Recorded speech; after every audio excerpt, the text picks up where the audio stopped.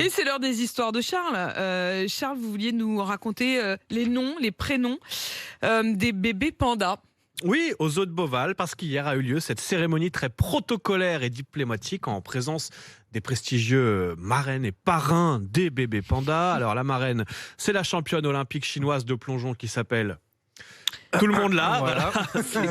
Zhang Jiaqi. C'est pas le nom des pandas, ça? Non, c'est la championne olympique chinoise. Et le parrain... Kylian Mbappé. Oui, c'est bravo Manu, c'est notre Kylian Mbappé national. Ce sont donc les internautes français qui ont été appelés à voter parmi une sélection de prénoms pour baptiser les deux jumelles pandas. Et le résultat a été dévoilé hier. Elle s'appelle, roulement de tambour. Apolline, vous m'aidez? On se lance? Dudu.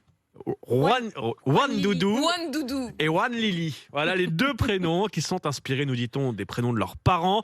Ça évoque le souhait d'une croissance saine pour les bébés et ça symbolise les liens profonds qui unissent la France et la Chine. Ah, vous avez voté? Bah voilà, c'est Géraldine qui a fait basculer. Géraldine a fait basculer. Et justement, sur les prénoms des animaux, ce matin, vous avez pas mal de nouvelles à nous donner. Oui, parce qu'on a découvert hier le classement des prénoms les plus donnés aux animaux domestiques en France. C'est la société ICAD qui gère le fichier national d'identification des chiens et des chats qui a publié ce palmarès. Alors on a d'abord le classement pour tous les chiens et chats identifiés aujourd'hui en France. Et là, c'est du classique. Les prénoms des chiens les plus répandus dans le pays sont Maya, Lucky ou Nina.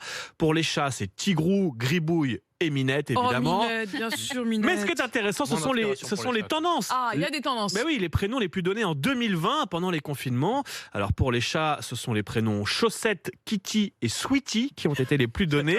Et pour les chiens, les toutes dernières tendances sont Loki, Robbie et surtout Riette. Mais oui, numéro 1 en 2020. Participation de la Sarthe dans ce palmarès. Les bonnes vieilles Rillettes d'Apo ont fait un carton en 2020. Il faut dire que quand on déroule le classement, on trouve pas mal de prénoms liés à la nourriture. On a ravioli, pita ou saucisson. Voilà, pour prénommer les chiens. Je trouvais qu'il y avait beaucoup de gens qui commençaient à appeler leur chien ou leur chat par des prénoms d'enfants. Hervé.